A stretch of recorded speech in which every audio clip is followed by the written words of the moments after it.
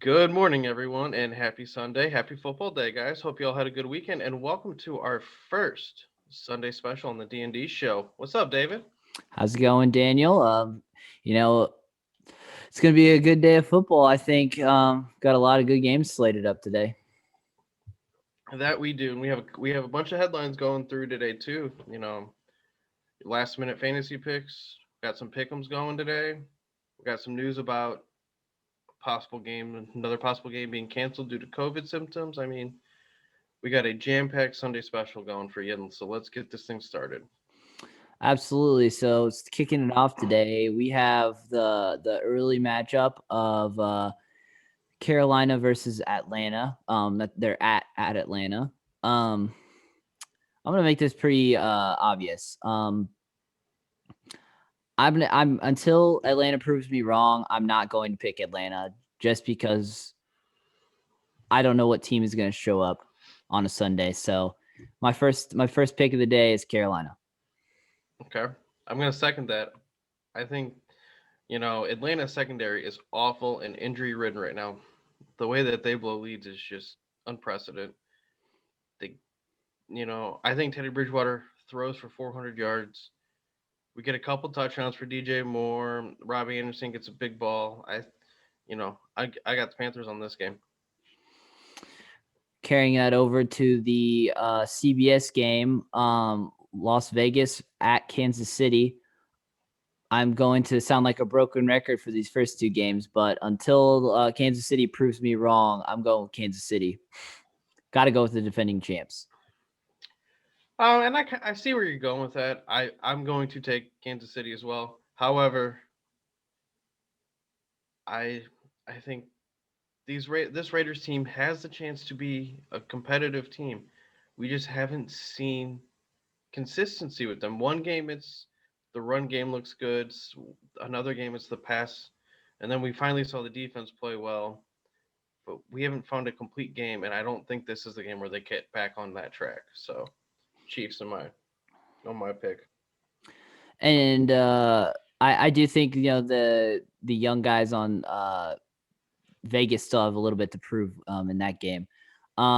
So moving on to the next game, we have Arizona at New York, and obviously, uh, with this being being pre-recorded, we're not really exactly 100% sure if this game is even going to happen today. The Jets have had confirmed tests yesterday, so we will see if they are still on for Sunday or not. But if this game does happen, it will be Joe Flacco at the helm for New York against Kyler Murray.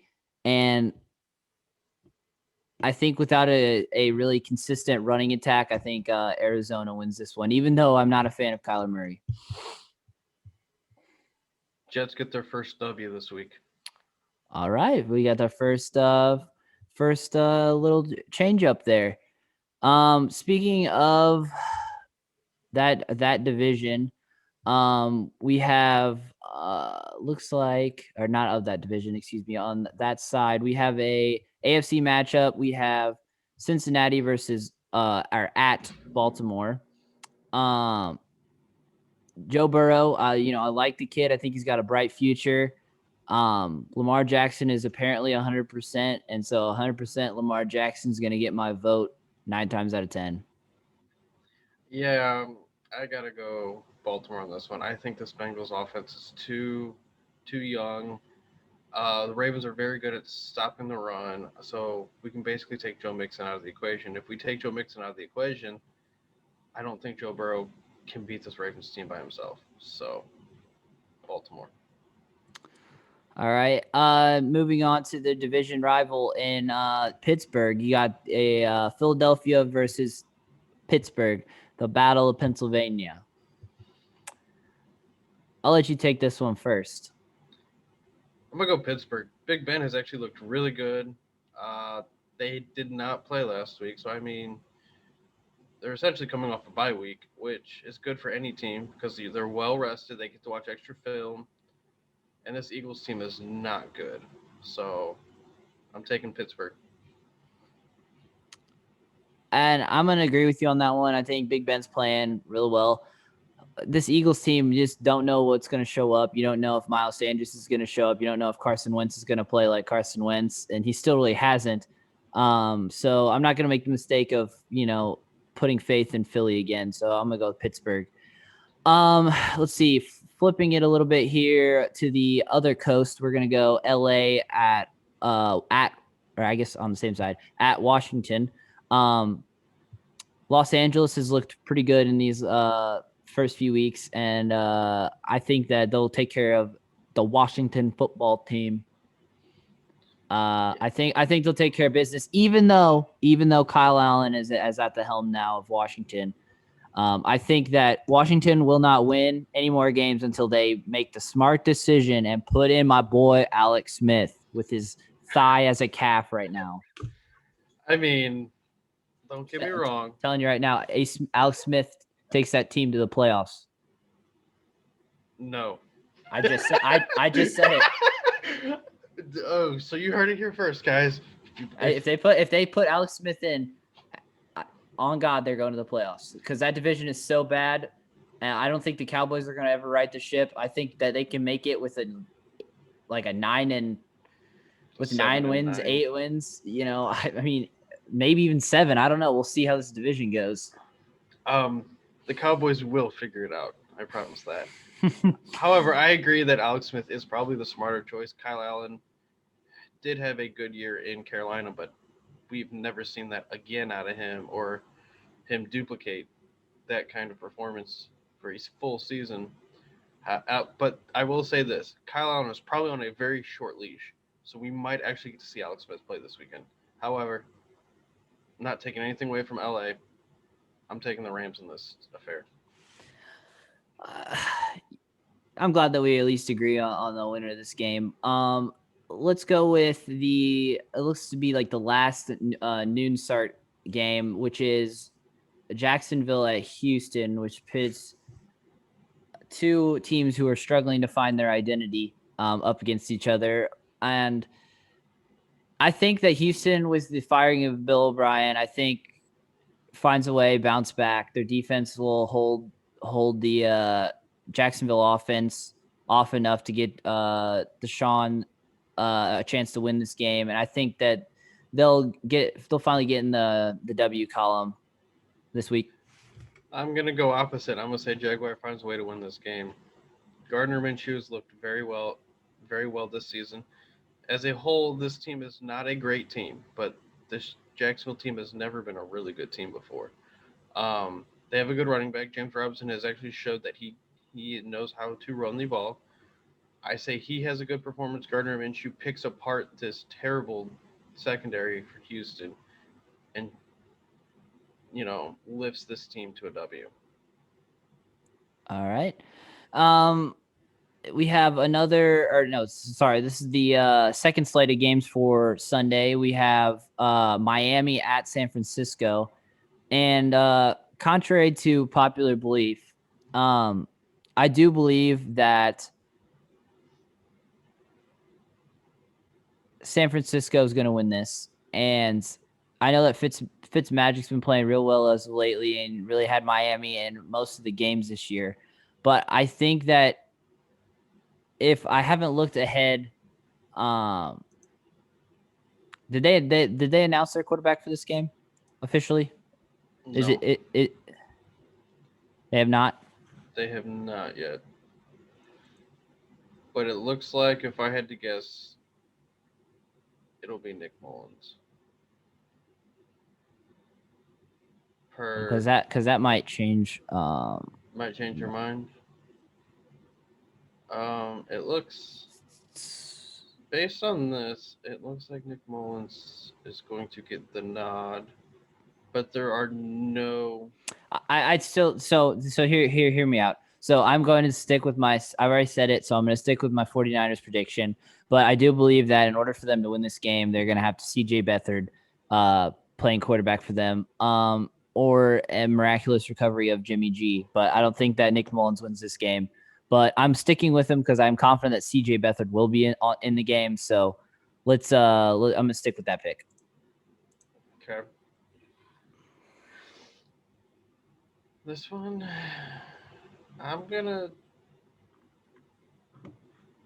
eh, I'm gonna go San Francisco on this one. I don't have too much in this one, or too much faith in this game as a whole. Uh, the only constant is George Kittle being back, and he's gonna get 200 receiving yards easy. So I mean, if you look at it that way, 49ers take this game. So following up, we have the let's see. We have the Indianapolis at Cleveland. This game is probably the most even game this week, on paper at least. There's no way to lean. You got the best defense in the NFL right now versus a very interesting offense in the Cleveland Browns. So with that being said, I'm going Indy. And I think, I really do think that game last week against Dallas really kickstarted this offense for the true potential that it has. And I do think that they find a way to get it done because I don't think Phillip Rivers and that offense are. I mean, after coming off of a 19-point performance against the Bears, I think that it's going to be a tough one for them to overcome. And I think Cleveland finds a way, even without Nick Chubb. I think they find a way to win that game. Next, we got New York and Dallas. At Dallas. Boy, I'm really just trying to find a way just that I can just pick New York, but Justify. I mean the only thing is Devonta Freeman's gonna have to have like 225 rushing yards and like 5 touchdowns. It is possible with this defense. Yeah, this is Dallas. It's a Dallas win. I wish that I could force myself to say something different, but it's just not. Well, I was choosing Dallas. This is my survivor pick of the week as well, because how can you not stand behind the front runner for the MVP right now, Dak Prescott? This defense does need to get better, and I think this game will put some confidence back into that defense because they sure need it. Well, and Dallas. I'm glad that you said that you're using your survivor pick there because that's a perfect segue into the next game, which is Minnesota at Seattle. And this is my survivor pick, hands down the easiest pick of I think the week. Honestly, Seattle is going to destroy Minnesota in all facets of the game. Just Minnesota team, they do have potential, but the Seattle team's gonna. I mean, DK Metcalf's probably gonna have 150 yards receiving, and then Carson's going to run all over him. So I do agree that this is the easiest matchup of the week and the safest survivor pick. But who doesn't like a little risk in survivor? I mean, it's smart. There's still like 13 weeks. 13 weeks. Yeah. But I will say Seattle takes this easily, and I'd say by at least 30 points. Yeah, I agree with that. But we have kind of another interesting Monday. We have a 4:00 game on a Monday, which is really weird. But we have Denver at New England because of the Stephon Gilmore testing positive. That game got bumped back to Monday. And yeah, this is if the thing is if Noah Fant is unable to play by Monday, because I know that the last thing that I've heard about him from yesterday was that he left Thursday's practice. He is doubtful, yes. Yeah, and he's doubtful to play. And without Noah Fant and the fact that they have, I believe, is Rypien still the quarterback? I think is it Driscoll? I don't know. Driscoll's playing. Is he back in there? All right. Anyway, moral of the story is it doesn't matter who they put at quarterback. It's New England. New England's gonna win even with a backup quarterback.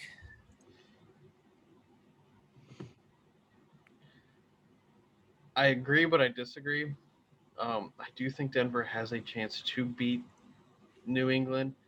However, seeing that it's in Foxborough, it is that much harder to win. So, as much as I hate to do this, I go New England. And All then right. we have the second doubleheader game is the Chargers versus the Saints. And surprisingly, this Chargers team, for being 1-3, has looked really good with behind a rookie quarterback, and this defense is looking like they can compete at the best and highest level. And with the Saints being streaky at best, Michael Thomas looks like a lock to come back this week. However, what impact will that have with the Saints? We will find out. I'm still gonna I'm gonna go Chargers. And I think that it will be a really close game. I think that the fact the Chargers have come out openly and told him that Herbert is the guy moving forward, and that's not a knock on Tyler Taylor by any means, but I think that they're kind of putting their faith in him because he's been playing pretty well the first few weeks. I do think that with the return of not with the return of Janoris Jenkins this week, and the kind of the defensive the secondary being a little bit more healthy for the Saints, I think that they'll have a bounce back week, and I think that they'll be able to lock down Allen, Keenan Allen, and Williams for the number 2 spot. So I mean, I think that with that being said, I think that this is easily a barn burner, but I got New Orleans. I think Breeze finds a way to win, especially with Thomas back. I mean, Mr. Slant is back in the lineup, so I think it's going to be a good game though, I think. With that being said, we're going to wrap up the Pick'em segment with a game that could happen, it could not happen. We'll figure it out hopefully later on David today. David and I both have a lot riding on this game. Yeah. So we have the Buffalo at Tennessee. Very intriguing matchup. This one is. Obviously, with all the Tennessee players out with COVID, there's a lot riding on it. I don't think there's really a way, if this game is played on Tuesday, that Buffalo loses this. I just think right now they're the more talented team, especially because the Titans literally just squeaked the victory out against all their opponents, I should say. They're literally like, give Gostowski some credit. He's rejuvenated his career, looks like, with the Titans hitting 3-game winners. So I mean, they haven't really commanded a game. Yes, they are 3-0.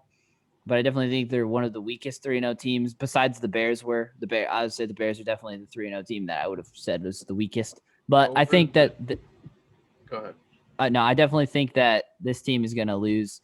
And I think it's going to set up for a really intriguing Week 6 matchup between the Bills and the Chiefs, both undefeated.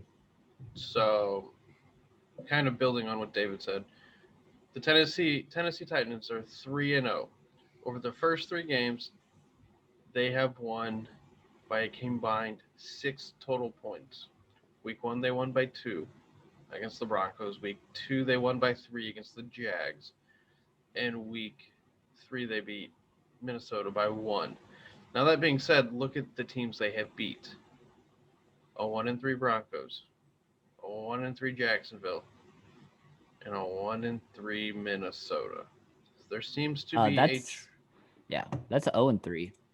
Is it 0-3? I don't know, 1-3. They won. I forgot they did win a game. Never mind. They beat the Texans. I forgot about that game. Sorry. Yeah. No, you're good. So, carry on. So that being said, who have they played? Absolutely nobody. So, I think with this being the first test for Tennessee of actually playing a good and solid team, they choke. Buffalo by at least 20. And Josh Allen is probably going to be runner-up MVP this year. He is playing phenomenal football, which is why I need him to continue playing this week, because I need a win in fantasy. Okay. All right. Very nice. Very nice. Okay. So transitioning into our next segment, We're gonna start off with with what we would give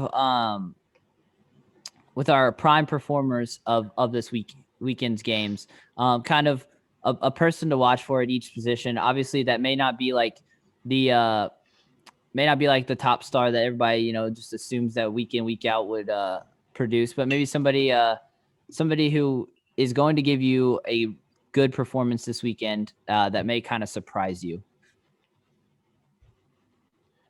We'll start with at the quarterback position. I'll state that. So, you want to start on this one? Or you want me to go? Yeah, I'll go ahead and start. Okay. For matchup purpose only, Dak Prescott will have a phenomenal game.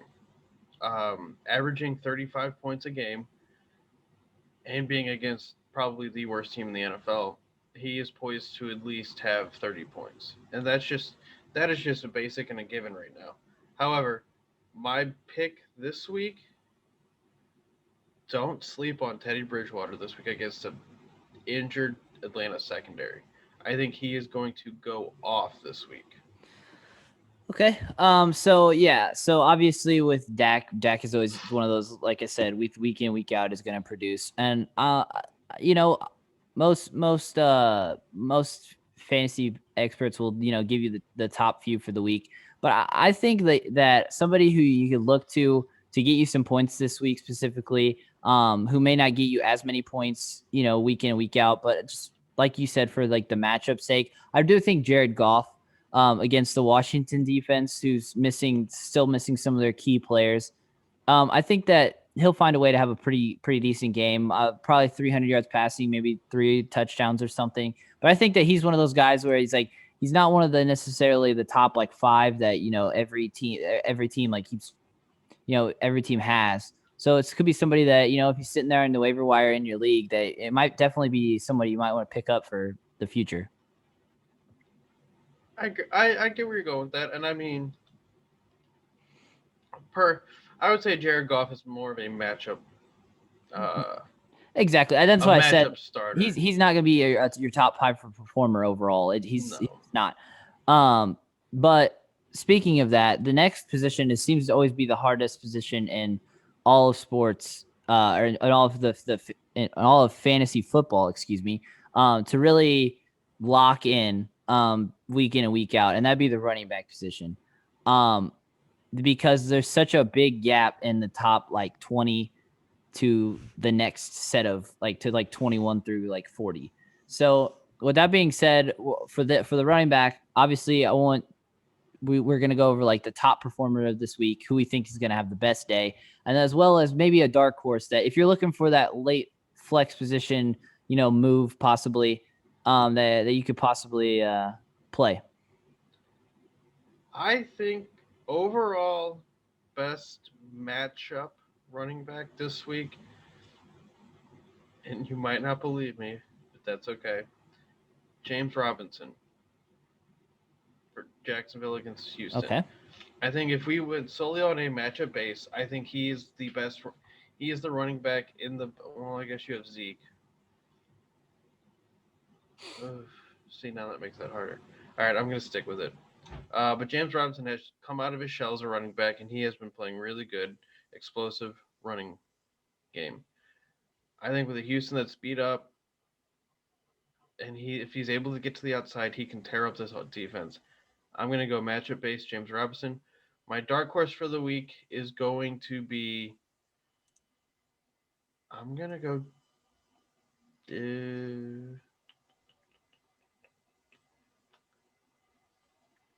I'm going to go Melvin Gordon this week. And I say that because he had an outstanding performance last week. He seems to have a good chemistry with, at this point, any quarterback that plays in Denver. And this Patriots defense is not that great at stopping the run. So I think that's my dark horse for the weekend running back is Melvin Gordon the third. Okay, and so I'm gonna go very similar reasoning behind my picks. For my pick, I'm going with kind of what I think is ultimately going to definitely be in the top two for rookie of the year. I'm going with Clyde Edwards. I just think that against this Vegas defense, who's kind of been a little bit iffy here and there, I think that he's going to have a really really good game.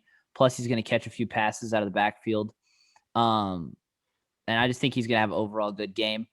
Um, but my dark horse candidate is going to be somebody who most leagues is probably picked up, um, but may not be maybe on your bench or maybe not necessarily be starting. But I do think that a guy who's set for a good week against a New Orleans defense is Joshua Kelly. And I think that he is just, especially if you're in a PPR league where he gets eight targets per game out of the backfield from from a young quarterback. He's going to be handing the ball off a lot. And now that Josh Kelly is kind of the man there for the time being, I think that he's definitely somebody you can look to possibly put in there at a flex position. I completely agree with you. And unfortunately, I dropped Joshua Kelly last week. So rip me, mate, because that was very unfortunate timing that Austin Eckler went and got hurt. But I think as far as rookies and that goes, Clyde Oders is always a safe bet. He's been running the ball really well, and he's a perfect complement to that high-powered offense. He's able to run wheel routes out of the backfield. He can block, and he's good at getting in between the tackles and turning what could be a 1 yard gain into a 15-yard gain. And So I and for the next point that I'd like to make is with the matchups you say in that high powered offense. The one thing that I will say that is very difficult to do is pick a Kansas City receiver, because as well as they do, the issue is you don't know who's going to get it. With like the offenses that have multiple like receivers, it's really difficult to make that decision that they're gonna be the one that breaks out. With like the Sammy Watkins, the Tyreek Hills, that was good. which leads us to the next category of wide receiver. And I was just curious who you think is going to be the standout this week for these high powered offenses. And I was just thinking about that because I was like, if you look at, I'm just using Kansas City as an example because they're the easiest team to pick on at this point. Week 1 it was Sammy Watkins. Week 2 it was Tyreek Hill. Week 3 it was Coleman. I mean, it, and then Clyde Edwards is just a constant. So you never have that consistent number one receiver. It's always a rotating door at this point, which is good and bad for fantasy owners. I mean, you don't know which receiver to play, so it's kind of like Chiefs wide receivers are probably not anywhere should be on your team. You want to stay quarterback, tight end.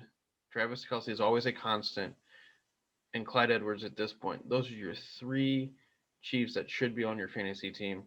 Receivers are just kind of a week by week pickup if you can get them. If not, don't worry about it.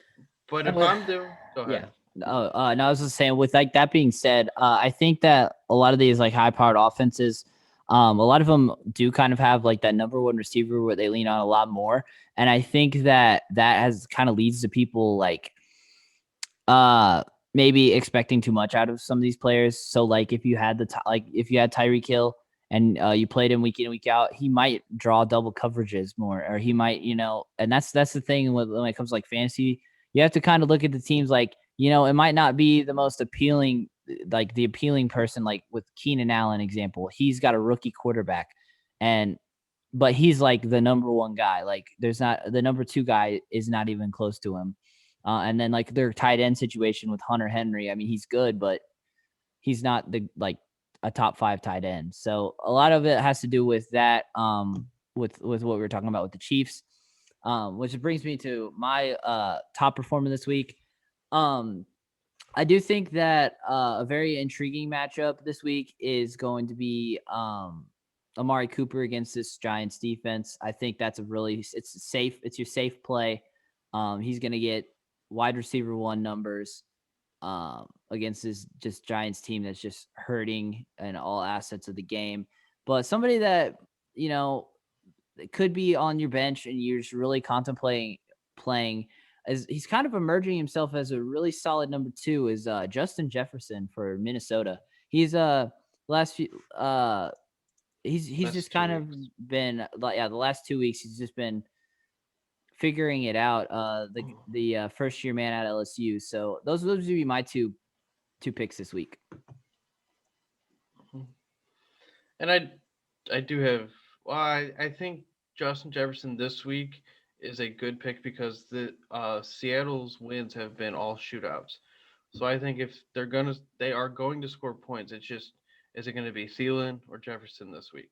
It seems to be rotating on and off. I mean, Jefferson has had the yards, but it's Thielen who's got the targets. So, and then the week before that, it was the opposite. But another team I wanted to bring up on this whole wide receiver carousel is Carolina.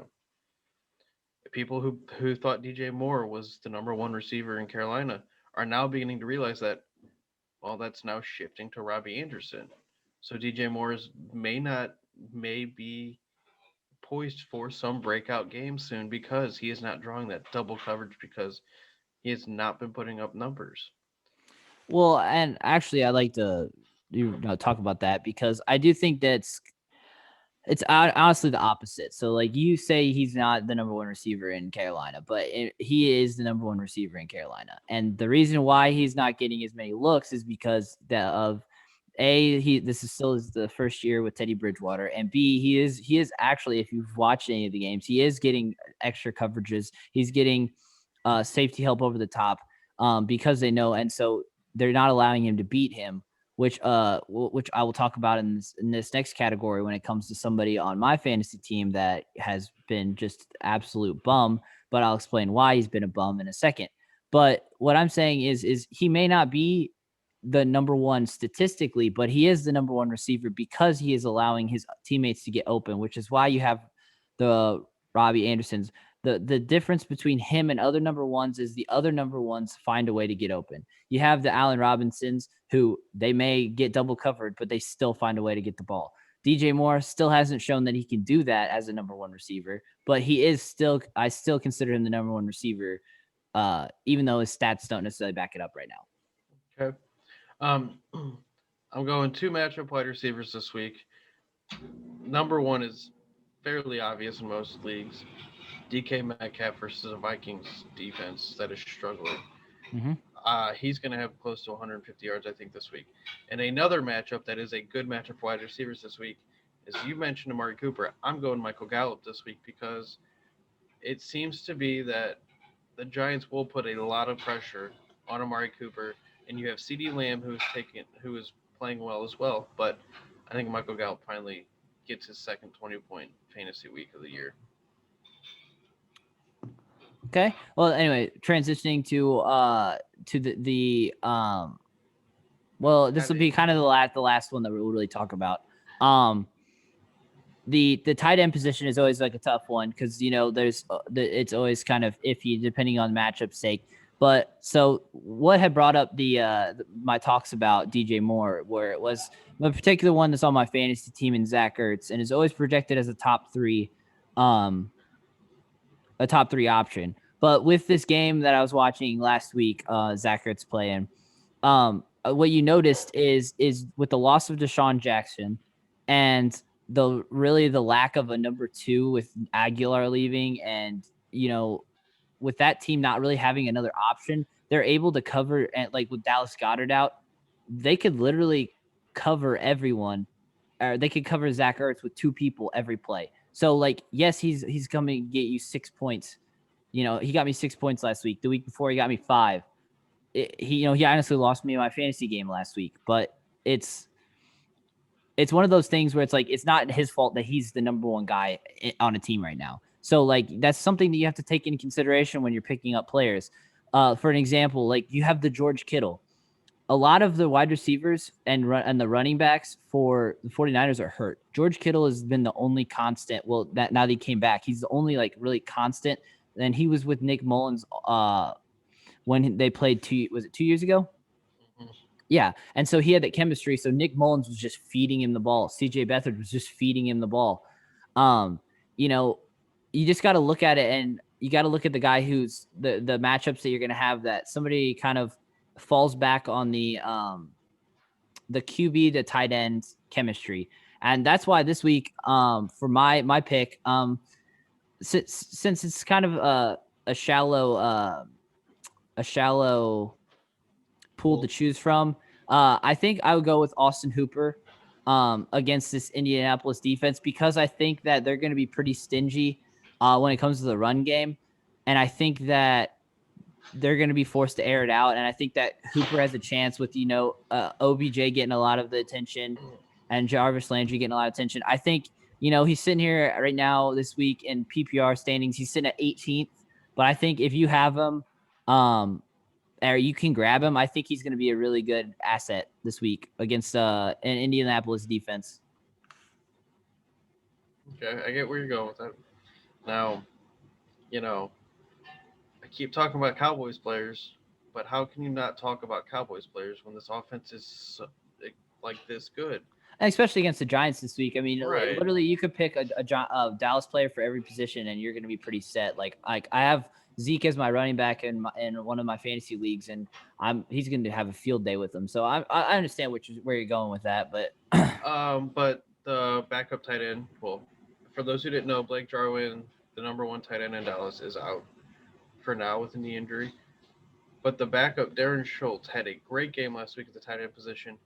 And just going into a Giants team that gives up points to tight ends consistently, what is not to like about this matchup?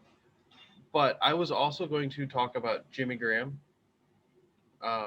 being a reemergence of his former life as a tight end, and look at how he played on Thursday. I mean, so you have George Kittle, Travis Kelce, essentially draw a line, and then you have 5 or 6 other tight ends that are semi close to those two,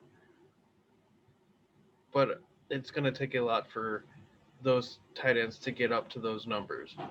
So with there being such a far gap between 1, 2, and 3, it's just tight ends are a dime a dozen in this league right now, and I just don't see many good ones right at this point in time.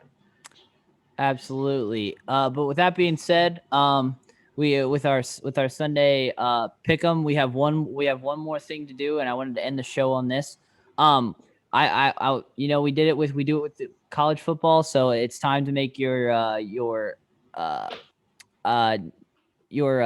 lock of the week, and this one will count for 3 points if you get it right. And don't make it the same as your same as your survivor. My lock of the week this week is going to be, well, I'm gonna take your survivor pick if that's cool. I'm gonna take Seattle over Minnesota. Okay, that is a pretty solid option. I'm gonna go with kind of I think my lock, I'm gonna go Ravens over Bengals. I think it's a really safe call. Hopefully Joe Burrow proves me wrong. Like I said, as a fan, I want to see him do good. So, but with that being said, I think it's gonna wrap it up for this Sunday, a little short episode. We're gonna be starting to do this every Sunday. So look forward to that. And this show will be strictly on YouTube. But you can catch our podcast over on Spotify at the David and Daniel Show. With that being said, the last thing I want to mention is, if you're having a tough time deciding between a Buffalo player or a non-Buffalo player, waiting till this time is probably not the best idea in the first place. But just go with your gut. I'm playing Josh Allen this week. If it hurts me, it hurts me. Well, I mean, you can say the same thing about Titans. Don't throw Jonnu Smith under, I mean, he's the only fantasy relevant, him and Derrick Henry. But, I mean, come on, you can't throw them under the bus. No, but Yeah. Leaning one-sided because my quarterback is... Yeah, okay. Showing favoritism, are we? Okay. Well, with that being said, we'll catch you guys. Catch you guys on Monday with the next episode of our podcast, and we'll catch you next Sunday to show you how bad of Daniel's picks were. Oh, okay, my picks. Your picks are going out of style. Mm-hmm. But all right, y'all take it easy. Happy Sunday and enjoy some football today. Yep. See you guys. Peace.